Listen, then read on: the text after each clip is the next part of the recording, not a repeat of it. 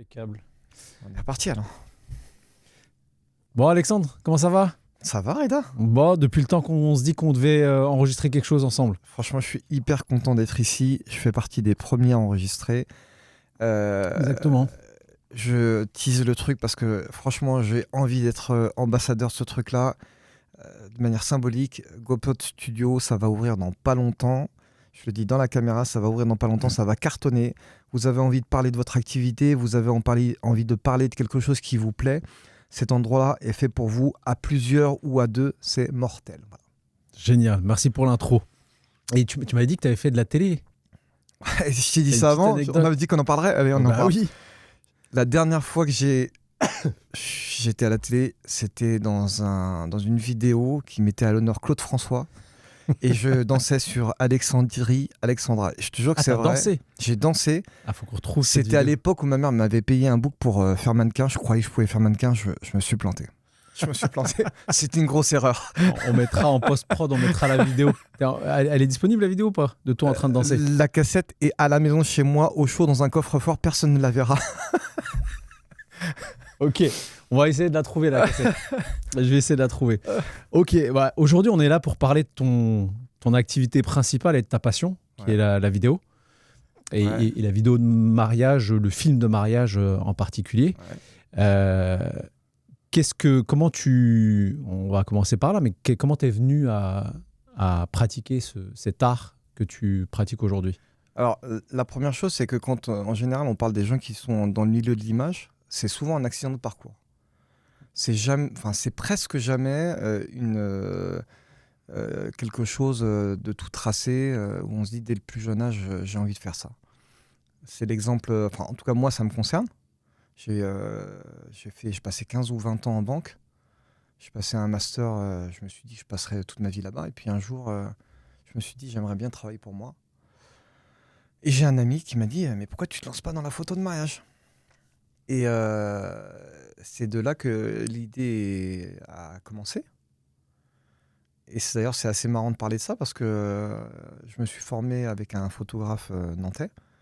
Et je crois qu'un mois plus tard, ce même ami, en tout cas c'est comme ça qu'on appelle les gens, il me mettait sur un mariage pour venir faire des photos. Sauf que ce qu'il ne m'avait pas dit, c'est qu'elle-même, elle était photographe. Donc autant dire que quand j'ai découvert le truc, je me dis, ça m'a mis un peu la pression. D'ailleurs, si jamais tu te reconnais, merci d'avoir été gentil avec moi parce que les débuts n'ont pas été faciles. Ok, et donc du coup, qu'est-ce qui t'a amené à... Tu as fait cette première expérience, et du coup, comment tu peux décrire ton parcours du simple photographe de mariage à aujourd'hui tu fais des vrais films de mariage avec une écriture, un scénario, un effet visuel recherché, une esthétique. Qu'est-ce qui t'a amené, comment ça a été ton parcours, ton cheminement jusque-là? Il y a beaucoup de choses qui rentrent en ligne de compte. Déjà, quand je rentre dans le milieu de l'image, je rentre par la porte de la photographie. On pourrait penser que la photo et la vidéo, les films, c'est pareil. C'est pas tout à fait pareil. Il y a des éléments qui sont communs. D'ailleurs, dans les films, il y a des directeurs de la photographie qui servent justement à penser à la composition de l'image. J'avais besoin de me challenger. Et clairement, j'ai dit à mes enfants de ne pas m'appeler pendant un podcast, c'est pas possible, sérieusement. Et clairement, j'ai perdu le fil de ce que tu m'as dit. Tu peux recommencer la question? Tu as commencé par la photo, et tu disais qu'il y avait des directeurs de la photographie dans le film. Ouais, c'est ça. Et tu as découvert ces différents métiers au fur et à mesure, c'est ça? Je découvre la photographie et en fait, j'ai envie de me challenger. J'avais envie de travailler pour moi et je commence à prendre des cours, ou en tout cas, je me suis formé avec quelqu'un sur le plan technique, mais ça ne te donne pas l'expérience sur la question de la composition de l'image. Ouais. Et donc, du coup, je m'essaye à faire de la photo de mariage. Je me dis que finalement, c'est plutôt cool. Tu rentres dans la vie des gens à un moment particulier de leur existence. Donc, tu as quelque part une place privilégiée. Et donc, ça commence par ça. Et très vite, je me rends compte que quelque part, je suis frustré parce que la photo, c'est la capacité à immortaliser, à trouver, à faire une image à un moment donné où c'est, si tu veux, il faut être capable de capter des images à un instant bien précis. Si tu te rates en photo, c'est fini. La vidéo, c'est la continuité, c'est-à-dire la capacité à filmer quelque chose sur une certaine période. Et donc, en fait, je me suis dit que je serais plus à l'aise avec ça. Ok. Et c'est comme ça qu'en fait, je commence par rapport à la vidéo. Et aussi parce que j'aimais les films, plus que j'aimais la photo, même si je suis sensible aujourd'hui aux deux. Ok. Et à quoi ça ressemblait tes premiers films ou tes premières vidéos de mariage? Ouais, c'est toujours compliqué de Ça parler aussi, il des faudra le premiers. mettre en post-prod. Ouais, On va mettre des extraits. je remercie aussi ma première mariée qui a été tolérante avec moi parce que la première vidéo, c'était clairement pas ça.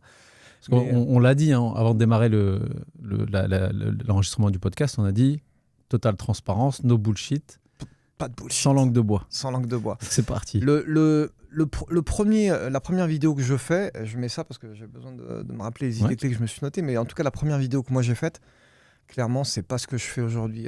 La première chose à laquelle je me suis attelé quand j'ai commencé, c'était d'essayer de faire des images. Et en fait, c'était normal de commencer par là. C'est-à-dire que en fait, tu essayes de faire quelque chose de beau, d'essayer de faire un enchaînement d'images, mais en fait, tu sais pas trop comment le faire, tu n'es pas structuré. En fait, il faut bien comprendre une chose, c'est que quand tu commences un métier sans être passé par le schéma classique, c'est-à-dire une école, ensuite tu obtiens un diplôme et en fait tu te sens légitime parce que tu passes par ce chemin qu'on a tous connu, même si les générations actuelles c'est beaucoup moins vrai parce qu'il y a des moyens divers et variés, même s'ils sont à notre disposition, on est à peu près de la même génération toi et moi. Mais en fait, quelque part, tu as ce syndrome de l'imposteur. Et donc en fait, ça a commencé par ça. Et quand j'ai fait cette première vidéo, je me suis dit, ok, il va falloir que je fasse quelque chose pour pas que ça se reproduise et que je sois capable de faire quelque chose qui soit bien meilleur que ça. On pourra en parler plus tard, mais en tout cas, dans le parcours, je vais mettre en place des moyens parce que si on veut réussir, il faut mettre des moyens en œuvre pour pouvoir le faire. Ok. Et en plus, tu deals avec de l'être humain. Et en plus, avec de l'être humain sur un moment très particulier dans leur vie, où il y a un mélange de stress, un mélange d'excitation, de plein de trucs. Donc, comment tu gères ça? Et on le voit à travers tes vidéos que tu mets l'humain en avant, en fait, les émotions en avant. Tu me disais comment j'en suis venu à faire ça. Je fais le lien avec la question que tu poses à l'instant. En fait, dans tous les métiers que j'ai faits, des premiers, que ce soit dans la vente ou que ce soit ensuite en banque ou que ce soit dans d'autres domaines, j'ai toujours été en lien avec l'humain. Pour moi, l'humain, ça a beaucoup d'importance. Et que ce soit dans mon travail ou que ce soit à l'extérieur de mon travail, je pense qu'en réalité, j'aime bien comprendre ce qui se passe chez l'autre en face. Et je pense que ça m'aide et que ça m'a aidé énormément justement à développer des films qui sont basés et tournés vers l'être humain. Justement, l'objectif pour moi, c'est de faire quelque chose qui est en phase et en ligne avec ce que je suis sur le plan personnel et qui surtout a du sens. Parce que donner du sens à ce qu'on fait tous les jours, même si c'est une belle phrase comme ça, en réalité, c'est ça aussi qui permet de tenir sur la distance. Parce que faire du beau, ça tient qu'un temps. Mais donner du sens, ça peut durer une éternité. La preuve en est, un film de mariage. Aujourd'hui, il y a certaines personnes qui le regardent aujourd'hui, qui le regarderont dans 2 ans, dans 5 ans, dans 10 ans, dans 15 ans, 20 ans. Et le jour où ils ne seront plus là, il y a d'autres personnes derrière qui le regarderont. Et il y a des gens tu as des clients qui prennent la décision de diffuser le film de mariage en cinéma. Alors ça, c'est arrivé, c'est un truc, c'est vraiment une expérience extraordinaire ça. Déjà, je voudrais remercier Joël parce que c'est Joël qui m'a initié à ça. Joël Papillon, un collègue vidéaste, qui lui travaillait au Pathé, qui m'a en fait dit ouais mais Alex, tu sais qu'on peut diffuser. Donc lui, il l'avait fait, il a ouvert la voie. Okay. Et donc du coup derrière, en effet, quand tu as certains couples qui ont envie de voir et de vivre, de partager ça avec leurs amis, leurs familles, proches, sur grand écran. Et quelque part, tu as une... Je le dis au passage, même si ce n'est pas forcément dans la question, mais tu as une place hyper privilégiée que d'aller diffuser ton film au cinéma. C'est qu'ils estiment que l'objet visuel que tu as produit a assez de valeur pour être partagé sur un média qui est le cinéma aussi prestigieux. Alors, je pense que en fait ils n'ont pas vraiment d'idée parce que quand tu dis l'objet visuel, c'est déjà entre guillemets réducteur parce que c'est pas seulement visuel. Pour moi, c'est d'abord le sens qu'il y a et ce que ça raconte qui a plus d'importance que la question des images. Mais eux, ils en ont strictement aucune idée parce que la plupart du temps, quand ils l'ont diffusé ou quand ils prennent la décision d'aller au cinéma, ils l'ont pas encore vu. Okay. Donc en fait, réellement, ils le diffusent et ils le découvrent en même temps que leurs amis. Et pour eux, c'est vraiment... Ils font assez confiance en ton travail pour se dire, on va pas diffuser n'importe quoi quand même sur un écran de cinéma. Ouais, on peut penser que c'est ça. Ok, génial. Et en revenant sur la partie humaine, émotion, l'intimité, tu rentres dans l'intimité des gens, qu'est-ce qui, pour toi, est la priorité dans le travail que tu fais au quotidien avec tes clients? C'est-à-dire, qu'est-ce qui est le plus important dans ma relation avec les couples? Oui, c'est ça. Okay. Il y a un élément que je dis à mes couples avant de commencer. Je ne me considère pas comme un prestataire, je me considère comme un proche, un ami ou un membre de la famille. Ça permet tout de suite de faire comprendre que je suis dans une démarche particulière. Mais ce n'est pas seulement une démarche linguistique, c'est vraiment une vraie démarche humaine. Mmh. Et pour y arriver, je mets des choses en place. Exemple concret, je ne signe jamais avec un couple si je ne l'ai pas vu en visio, tous les deux en même temps. Okay. Parce que j'ai besoin d'échanger avec le couple, mais c'est surtout eux qui vont comprendre au travers du visio, parce que moi je parle très peu pendant le visio. Mmh. Mon objectif, c'est d'échanger avec eux pour comprendre qui ils sont, comment ils se sont rencontrés, les premières informations, qu'est-ce qu'ils font dans la vie. Plus ils parlent d'eux, plus ils comprennent qu'en réalité, je ne suis pas venu pour parler de moi. Ça, c'est la première étape. La deuxième étape, c'est un questionnaire que je leur envoie qui fait à peu près 25 questions.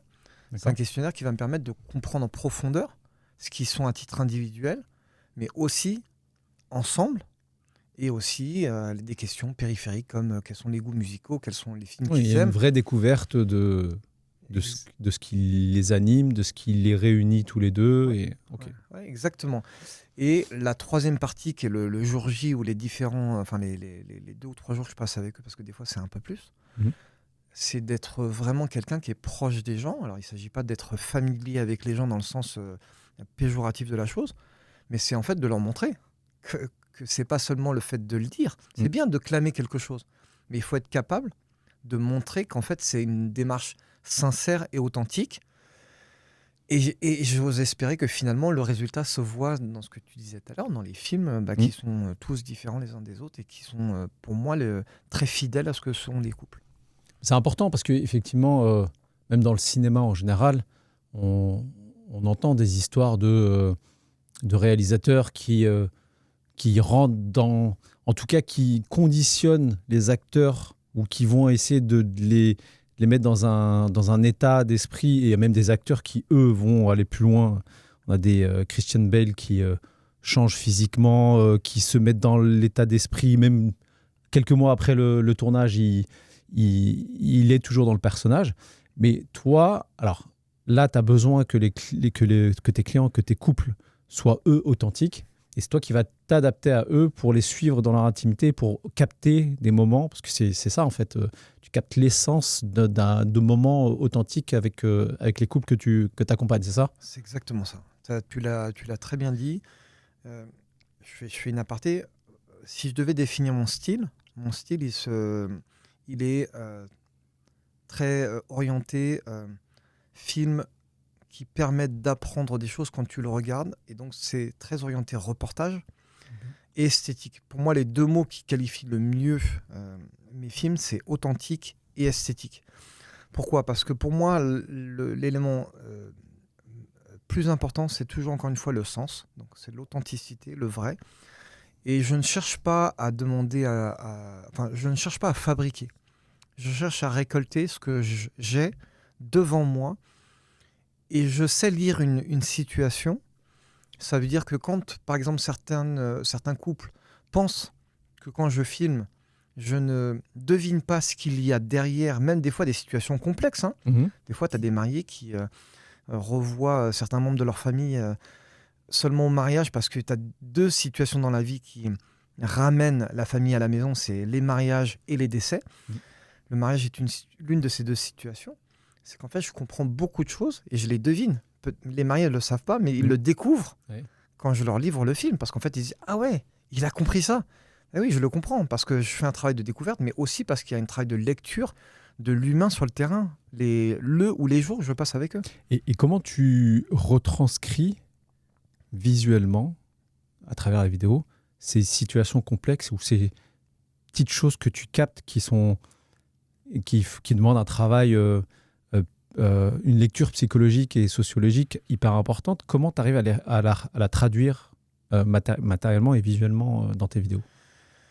Alors, ce que tu dis, la question que tu poses, elle est intéressante et elle est complexe à la fois. C'est-à-dire qu'en fait, la première chose, je le disais, moi, je récolte de la ressource visuelle et de la ressource audio qui me permettent ensuite de construire au moment où je me pose en termes de réflexion sur le film. Donc, encore une fois, je ne cherche pas à fabriquer. Pour pouvoir l'exprimer, ça peut être les mots qui ont été prononcés et qui résonnent et qui permettent de faire un écho avec ces situations dont tu viens de parler. D'accord. Parce que dans une cérémonie laïque ou éventuellement dans les discours qui ont lieu au cours du mariage, il y a des mots qui vont me permettre de venir l'exprimer parce que j'ai compris qu'il y a ça, donc j'essaye de faire un lien entre les deux. Et après, c'est d'essayer de trouver les séquences qui illustrent le mieux, soit dans la suggestion, parce que des fois, tu peux avoir, pas forcément dans la situation elle-même de manière directe pour le spectateur, mais par exemple des fois dans un geste qui peut évoquer ça. Parce que c'est ça aussi le cinéma, c'est la capacité à suggérer, la capacité à exprimer des choses, mais pas toujours de manière frontale et pas toujours de manière directe, sinon ça ne demande pas de réflexion pour le spectateur. Et quelque part, finalement, ça manque potentiellement, je ne sais pas si on peut dire c'est un peu de finesse ou pas. Mais en tout cas, c'est ce qui est intéressant dans le travail de construction. Et donc, j'espère que ça répond à la question. Oui, laisser travailler l'imaginaire comme ce qui est fait en littérature. En littérature, tu travailles ton imaginaire, tu lis quelque chose, mais après, chacun interprète à sa manière. Entre deux personnes qui lisent le même ouvrage, ils vont avoir des projections complètement différentes. OK. Et donc ça, c'est ce que tu essaies de reproduire dans tes films. Ouais. Très bien. Et tu parlais de ta méthode de découverte, pas d'interrogation, parce que c'est pas une interrogation, c'est pas un interrogatoire, c'est vraiment tu es curieux et tu t'intéresses au couple qui te sollicite. J'imagine que tu n'avais pas cette méthodologie au début, quand tu as démarré, tu as dû apprendre sur le tard. Qu'est-ce qui a fait est-ce que tu as eu des situations où tu t'es dit mince, j'ai pas fait la phase de découverte assez poussée? Et qu'est-ce qui t'a amené justement à mettre en place cette méthodologie pour... Il y a deux choses qui m'ont amené ça. La première, c'est encore une fois, quand j'ai commencé à faire de la vidéo, au début, je cherchais à faire du beau. Ouais. Très rapidement, je me suis rendu compte que pour moi, il y avait quelque chose qui manquait. C'était de donner, encore une fois, un sens à ce que j'étais en train de concevoir, ou en tout cas d'essayer de créer, ou essayer de monter. Et la deuxième chose, c'est que j'avais déjà des collègues avec lesquels j'échangeais, notamment Mathias, je te fais un bisou Mathias, qui lui aussi avait déjà des questionnaires qui étaient en tout cas envoyés à ses mariés. Donc au début, j'ai mis un questionnaire en place et je me suis rendu compte très rapidement que j'apprenais des choses qui avaient beaucoup d'intérêt et qui pouvaient me servir. Mais là où je me suis rendu compte très rapidement que je voulais tendre vers ça, c'est que moi, quand je regarde la télé, je regarde pas les chaînes généralistes, je regarde même très peu la télé, et quand je regarde quelque chose qui m'intéresse, c'est regarder des films qui m'apprennent quelque chose. Okay. Et souvent des films qui sont tirés ou en tout cas inspirés d'histoires vraies. Et je me suis jamais fait la réflexion en me disant ah ouais, mais en fait Alex, t'aimes ça, mais en fait il faut tendre vers ça. C'est qu'en fait naturellement, spontanément, au fur et à mesure où j'ai affiné mon style, où je me suis dit ok, il faut que je sois capable, moi, d'amener quelque chose qui soit lié à ce que moi je suis. Je veux pas copier les autres. Au début, tu es obligé, en fait, entre guillemets, de commencer en disant ok, je suis capable de faire ce que lui fait, sans aucune prétention. Je suis pas capable de faire ce que tout le monde fait, mais en tout cas d'essayer de commencer à montrer à moi, de me prouver à moi-même que je suis capable de reproduire certaines choses. Mais quand tu t'es prouvé à toi-même que ça y est, tu as passé ce cap-là, tu en arrives à te dire, ok, maintenant il faut que j'affine mon style, il faut que je sois capable de m'affirmer. Et c'est à ce moment-là, quand j'ai décidé de me dire, ok, maintenant il faut que je change mon site internet, il faut que je sois capable d'amener quelque chose qui me corresponde. Quand les gens viennent me voir, ils se rendent compte que mon site correspond à ma personnalité, Oui. correspond à mes propos, correspond à ma façon d'être sur le terrain, entre guillemets. Ça fait un peu péjoratif, mais d'être là en mariage avec eux dans un moment privilégié, que c'est pas, encore une fois, quelque chose que je clame et c'est vide de sens. Parce que si moi je suis vide de sens, ça veut dire que ce que je vais proposer, potentiellement, ça l'est aussi. Complètement. Et oui, il y a cette âme que la technique, la technique pure ne peut pas amener. Il faut amener cette partie humaine, émotionnelle, justement, ça permet d'introduire un autre sujet, mais la partie technologique, tu as dû voir une évolution. Ça fait combien de temps maintenant que tu pratiques? Je suis dans l'image depuis 2017. Okay. Depuis 2020 dans la partie vidéo. Mais oui, la partie technique a beaucoup évolué, le matériel, les techniques de prise de vue aussi. Comment toi tu l'accueilles dans ton métier et comment tu l'intègres aussi dans ton travail? Alors, les caméras, elles ont beaucoup évolué. Alors moi, à l'époque où je rentre, en 2017, Sony, ou 2017, dès 2018, Sony sonne la révolution avec un boîtier extraordinaire, avec un autofocus fou.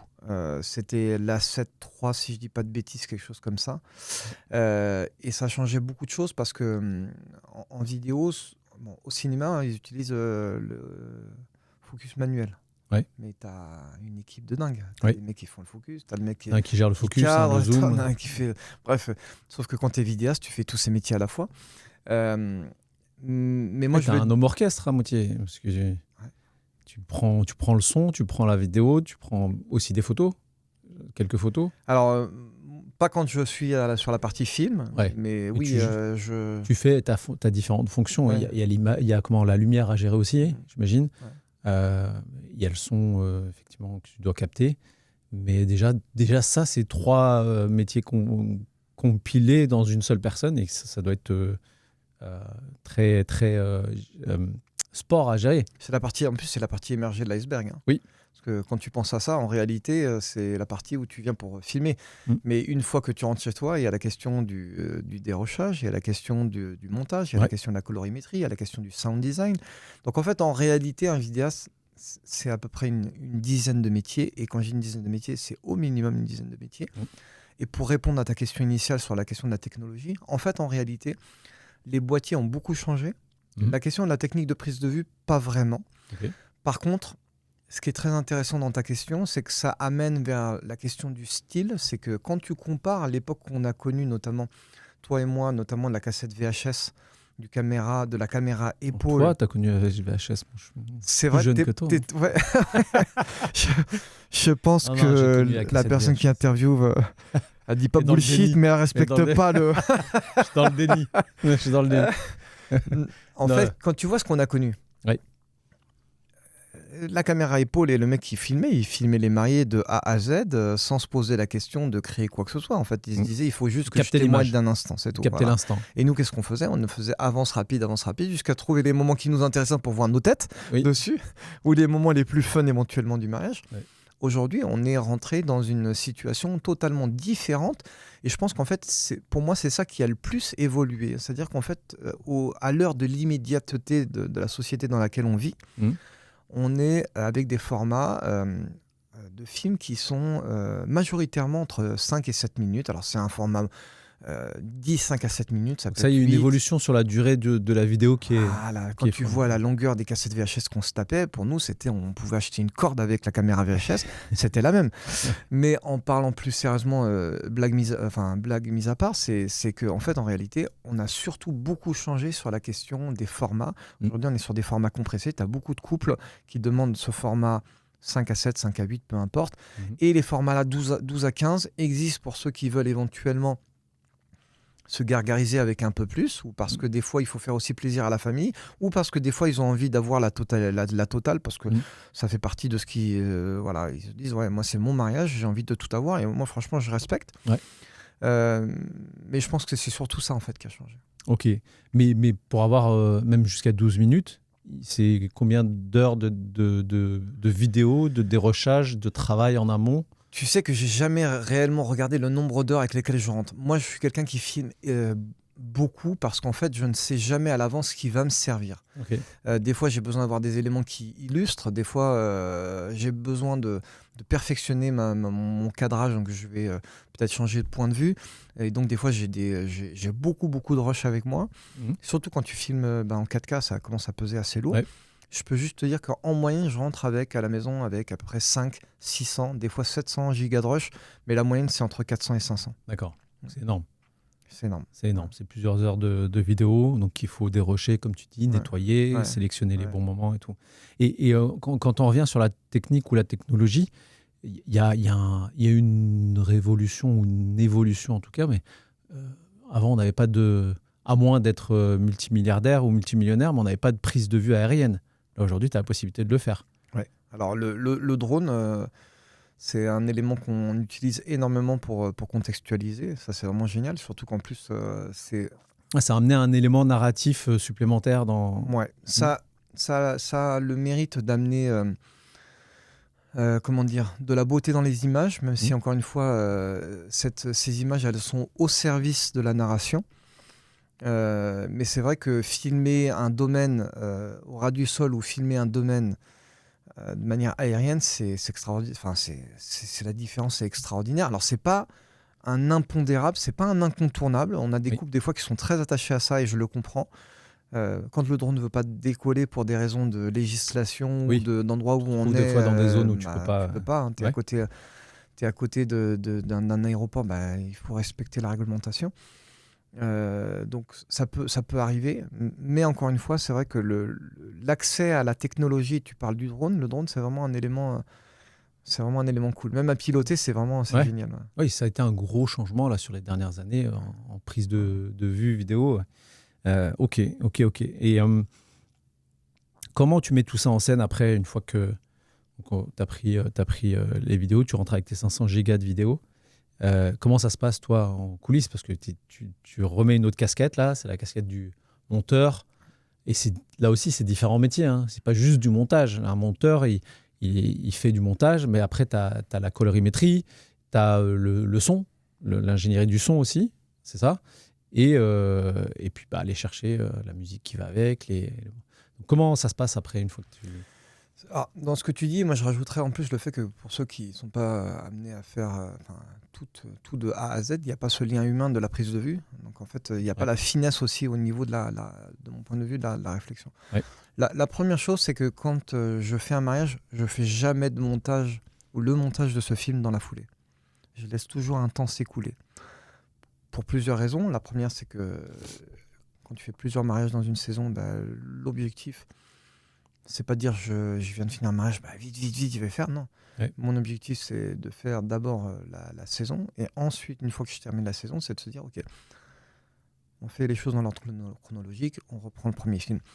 L'autre élément, c'est que j'ai la mémoire de ce que j'ai filmé. C'est extraordinaire de dire ça ou pas. Mais en tout cas, j'ai la mémoire de ce que sont mes mariés en termes de personnes. Ouais, ce que j'allais te dire, c'est après avoir fait toute ta saison... Et filmer des heures et des heures de différents mariages, comment tu t'y retrouves derrière. Mais je pense que ça doit être...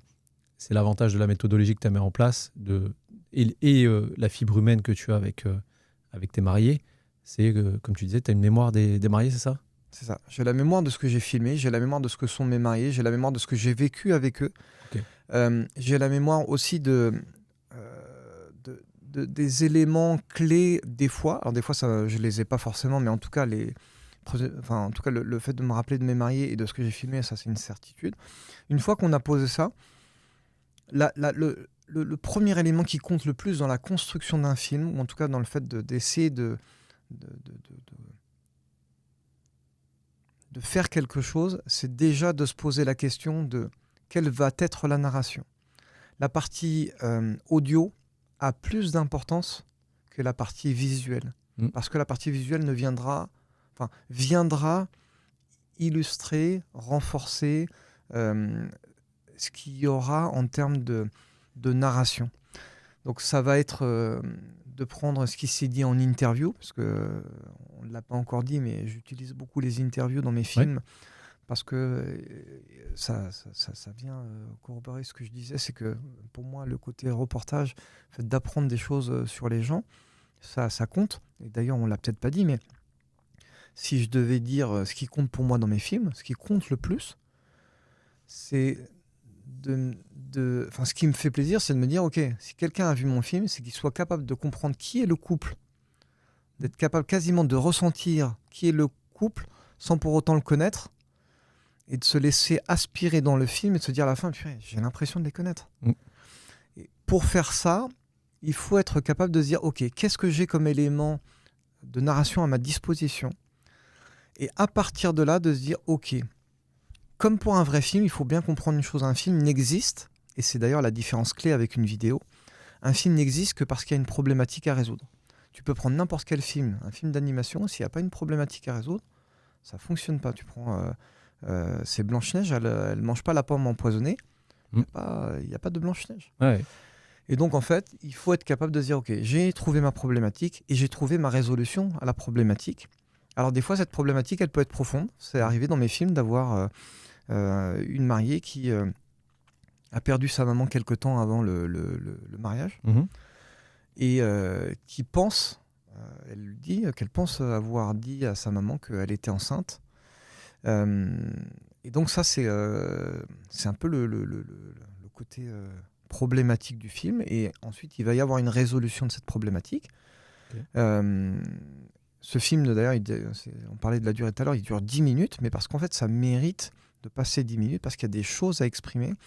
Il ne s'agit pas de faire durer un film de manière inutile, il s'agit de trouver la justesse dans le film, même dans la dans le montage, de trouver en fait le bon équilibre. Ça, c'est la première chose. Et ensuite, de trouver les images, quand tu as des rochers, de te dire, ok, j'ai mes images, quelles sont les images qui illustrent le mieux ça? Par quoi je vais commencer, par quoi je vais finir. La fin, le début et la fin d'un film sont très importants. Et il y a bien sûr la question des musiques, parce que les musiques, c'est pas un élément toujours évident. Hein. Il faut bien comprendre les choses, et les mariés le savent. Le vidéaste est avant tout un être humain. Et dans notre environnement personnel, des fois, on peut être impacté par des éléments de notre quotidien. Des fois, je suis impacté sur le plan personnel. Et ça peut avoir tendance à jouer sur ma créativité. Oui. Pour trouver une musique, des fois, je vais trouver ça en 1 heure. Et des fois, il va me falloir 2 jours ou 3 jours. Et des fois, il faut même laisser du temps en disant, ok, j'ai pas trouvé. Ok, je me donne 1 journée parce que procrastiner, ça fait partie du processus de création. Ça amène à ça fait travailler la réflexion. Donc, ok. Donc ça, c'est une partie, ou en tout cas une grosse partie du travail invisible. C'est ça, c'est une partie où t'es, comme tu disais tout à l'heure, sur le terrain, mais tu es là au cœur de l'action, apprendre et capter. Il y a tout le travail, effectivement, de post-production. Et comment tu considères un film tes films, comment tu les définis? Comme je te disais tout à l'heure, pour moi, il y a 2 dimensions qui sont importantes, l'authenticité et l'esthétique. Tu vois, je fais un parallèle avec un film que j'ai beaucoup aimé qui s'appelle c'est Green Book.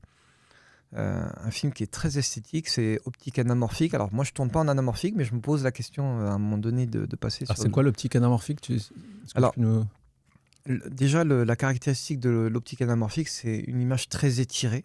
Voilà. Donc, en fait, aujourd'hui, on utilise ce qu'on appelle des optiques sphériques. Donc, on a normalement, soit ton image prend toute la place sur ton écran, soit éventuellement, tu es en format 16/9 pour le grand public, ou pour nous, ce qu'on appelle en 2.35/1. Et tu as l'optique anamorphique qui est encore un peu plus étirée, qui te donne l'impression en fait, de voir beaucoup de choses sur le plan de la largeur, un peu moins sur le plan de la hauteur.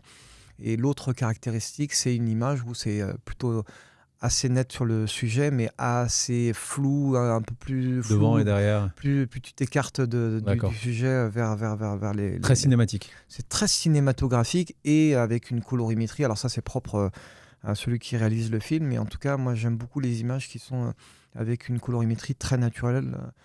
Tout ce qui est saturé, j'aime aussi, mais c'est pas en tout cas moi ce que j'aime appliquer dans mes films. Ok. Et c'est quoi le moment clé dans tout ce process ? Est-ce qu'il y a des moments clés ou un moment clé dans tout le process de création d'un film, de mariage avec tes clients ? Est-ce qu'il y a un moment clé quoi exactement ? Ou le moment clé, ou par exemple la découverte du film par les couples. Est-ce qu'il y a un moment clé que j'aime avec mes mariés ? C'est quoi le moment que je préfère avec mes mariés ? Ok. Pour moi, le moment que je préfère avec mes mariés, si je devais classer numéro 1 tout en haut, c'est quand ils découvrent leur film.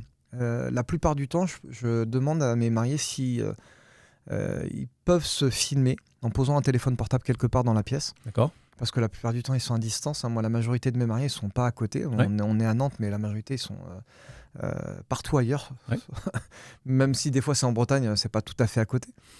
Et donc, du coup, pour moi, c'est le moment le plus gratifiant. Parce qu'en fait, en réalité, c'est celui qui va me permettre de voir si ou non j'ai réussi. Pour moi, le premier baromètre d'un film, c'est de savoir si mes mariés... ça a généré des émotions chez eux. Est-ce qu'ils ont pleuré ? Est-ce qu'ils ont rigolé ?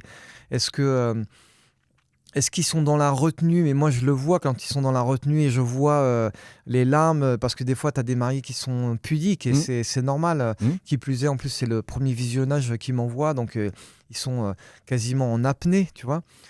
Mais pour moi, c'est le moment le plus gratifiant. Et ce que je dis souvent à mes mariés, et je dis aussi à mes collègues d'ailleurs, c'est que pour moi, c'est le carburant pour continuer à faire ce métier-là. Parce qu'en fait, en réalité, c'est un métier qui demande beaucoup d'investissement sur le plan humain.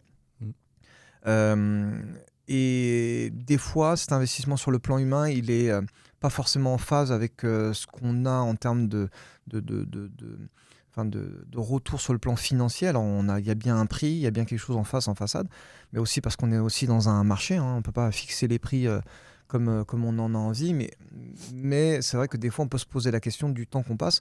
Pour moi, en moyenne, un film de mariage, c'est, j'allais dire, entre le début et la fin, c'est à peu près une 50aine d'heures de travail. D'accord. Voilà, donc les gens se disent, ouais, il a filmé, c'est bon, il a gagné son argent. Non, pour moi, tout commence quand je rentre chez moi. Voilà. Ouais, donc faut pas juste s'arrêter à je tiens la caméra, je suis là pendant le mariage. Et... Ça, c'est la partie quasiment la plus facile. Okay. Et si on a parlé, donc tu as la phase de découverte avec les mariés, tu commences à les connaître, tu rentres dans l'intimité, tu passes un moment très intime avec eux qui est le jour du mariage, la cérémonie, et tu passes beaucoup de temps avec eux, mine de rien, en post-production, parce que tu les vois.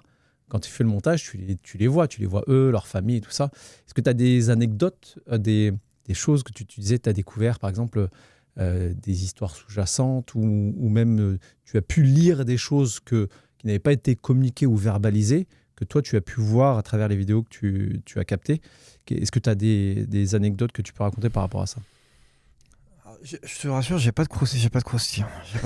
Non, en fait, le plus souvent, moi, ce que je retrouve, c'est que tu as des relations qui ont pu se tendre avec le temps, entre le marié et quelqu'un de sa famille, ou la mariée et quelqu'un de sa famille. Et ça m'est déjà arrivé de voir, en fait, des personnes directes du lien du sang qui sont invitées, frères ou sœurs, et en fait, où tu vois que ça peut être potentiellement une personne qui a été invitée pour la forme, pour éviter un incident diplomatique. Moi, je le vois, même si les gens ne le disent pas forcément, mais ça peut être aussi éventuellement des personnes avec lesquelles il y avait une relation tendue et ça s'est amélioré, et tu vois en fait toute la délivrance, notamment au travers des gestes, au travers de comment c'est exprimé, soit avec mes yeux, soit à l'image, parce que des fois, le temps que je déclenche la caméra, parce que la caméra tourne quasiment tout le temps, mais il faut aussi lui donner le temps de respirer, donc des fois on coupe un peu la caméra. Mais En fait, tu devines, mais j'ai pas d'éléments croustillants sur. Non, pas de croustillant, mais des choses qui t'ont marqué humainement, euh, qui, qui ont pu aussi orienter ton évolution dans ce que tu fais, dans cette passion. Et des choses qui ont répondu à on se pose un moment dans notre vie, dans notre carrière, on se pose la question de pourquoi on fait ça. Et donc, est-ce que toi, tu as eu des moments où tu te dis là, je sais pourquoi je le fais. En fait, ce que je fais aujourd'hui, je sais que ça a déjà du sens. Okay. Et je le sais assez régulièrement parce qu'à chaque fois que je livre un film, je vois les réactions et en fait, les remerciements qu'il y a derrière. Et je sais aussi quelle valeur ça a, moi, à l'instant T, même si les mariés le découvriront au fur et à mesure du temps. C'est que tu as des couples qui n'ont pas d'enfants aujourd'hui. Regarde notre situation commune à toi et à moi. Nous, on a des parents qui sont mariés, ils avaient éventuellement un caméraman avec une cassette VHS, d'accord ? Est-ce que réellement, tu penses que cette cassette vidéo donne beaucoup d'informations sur ce que sont tes parents ou ce que sont mes parents réellement de l'intérieur, de leur relation, ou de comment ça les a amenés à se retrouver, à se marier, parce qu'en fait... Oui, t'as pas forcément tout ça, effectivement. Mais pour moi, on n'a rien de ça. En fait, à l'ancienne, effectivement, ça filmait l'événement et c'est tout. Exactement. Et c'est ce que je dis à mes mariés. Je filme pas des mariages. Je filme ce qui les a amenés à se marier. C'est totalement différent. Et pour moi, c'est clairement le plus important, c'est que je sais quelle valeur ça a. Alors, tu as des couples qui vont le regarder 1 fois, 2 fois, 5 fois, 10 fois. Ils le regarderont dans 1 an, dans 5 ans. Peut-être qu'ils le mettront à un moment donné à un endroit. Et puis, de temps en temps, s'ils veulent se remémorer. Mais tu sais que même le fait qu'un couple regarde à nouveau son film de mariage, à un moment donné où la situation est tendue entre deux. Oui. On peut même penser à un moment donné où il y a une forme de séparation temporaire. Peut-être que le film peut jouer ce rôle de rapprocher. De rapprocher à nouveau. Et de rappeler les raisons pour lesquelles ils se sont unis. Exactement. Ça, c'est important, effectivement. C'est important. Et ça, une vidéo classique du mariage qui est juste, ou les vidéos qu'on peut avoir avec nos téléphones, de capter un moment où la mariée, elle danse, c'est pas ce qui va... Ça exprime un moment, mais ça exprime pas ce qu'il y a derrière, en fait. Ok. Et ça, c'est hyper intéressant de connaître tout ça, justement, parce que on a il y a des a priori, quels sont les a priori, justement, qu'ont les couples quand ils viennent te consulter, quand tu les interroges, quand tu passes un moment avec eux en visio? Est-ce qu'il y a des barrières qu'ils ont à la base que tu dois désamorcer pour les rassurer, parce qu'ils cherchent aussi de la tranquillité. C'est un moment stressant, c'est une journée stressante dans leur vie. Comment tu fais pour les rassurer là-dessus, toi?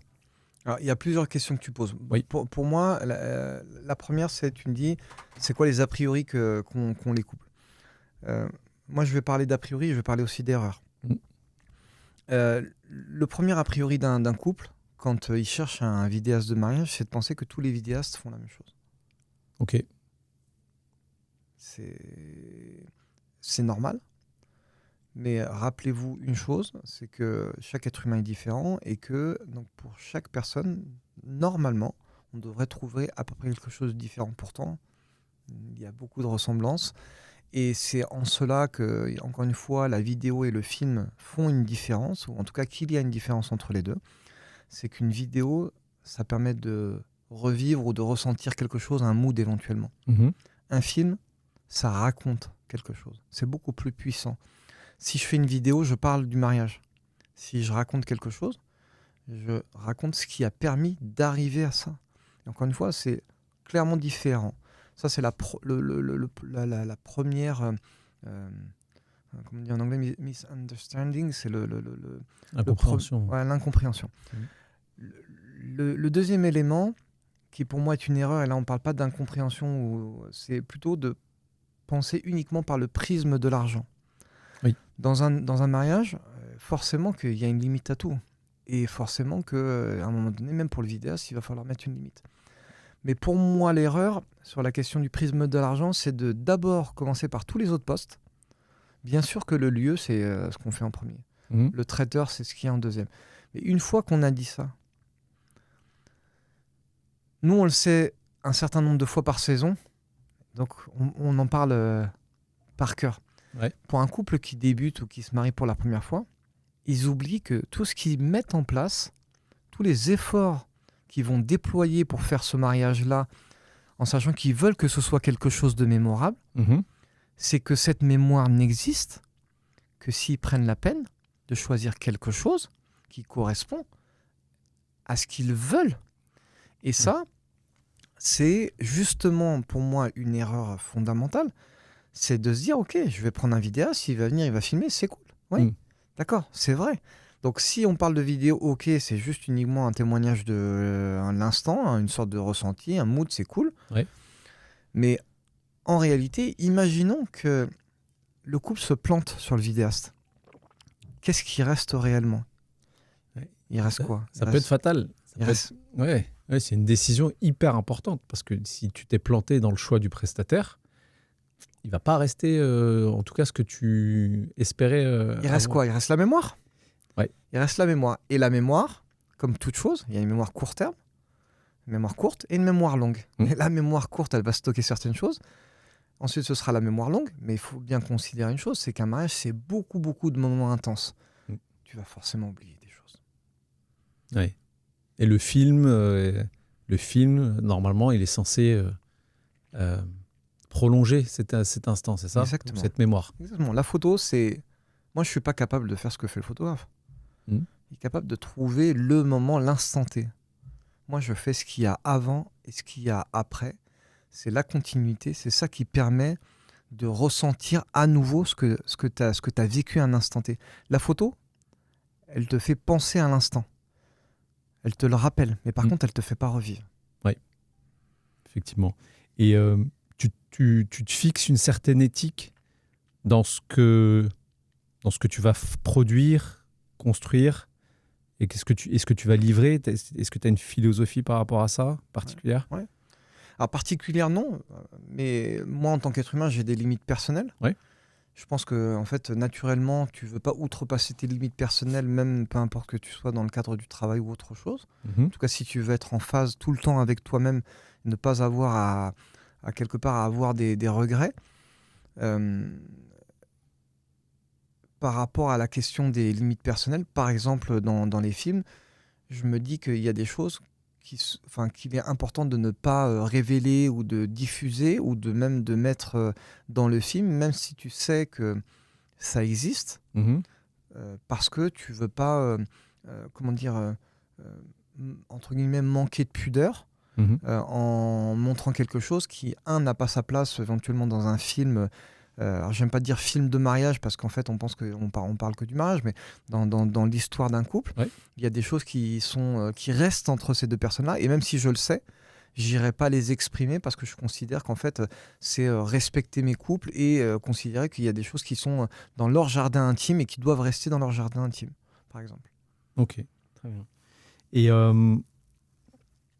si on devait résumer ton travail et ce que tu apportes dans cette étape importante de la vie d'un couple, comment toi tu voudrais le résumer ou en tout cas le définir ?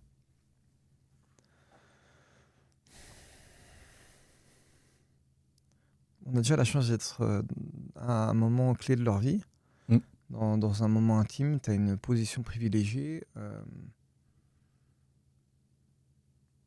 Pour moi, ce qui compte le plus, c'est de me dire que en fait, le film que je fais ou que j'ai fait va perdurer et va rentrer potentiellement dans le cadre du patrimoine familial. Pour moi, je pense que c'est finalement un moyen de rester aussi dans le cœur de mes mariés, parce qu'à chaque fois qu'il est regardé quelque part, il pense à moi.